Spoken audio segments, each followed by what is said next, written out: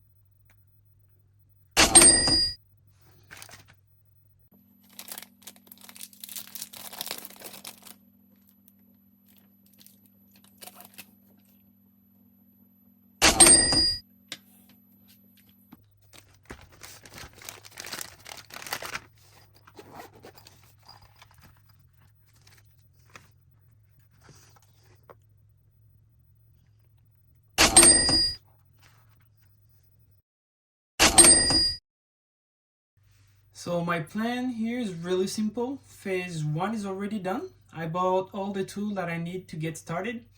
Now the goal is to learn a little more every day about watchmaking and to start really slow. I have a quartz watch that needs a battery change, so that will be my next step. Baby steps, you know. After that, I move on to an NH35 movement. I believe from what I've learned, it's one of the most beginner-friendly movements to start with. And finally, the big goal when I'm able to fully service complete movement without breaking everything is to restore old vintage watches.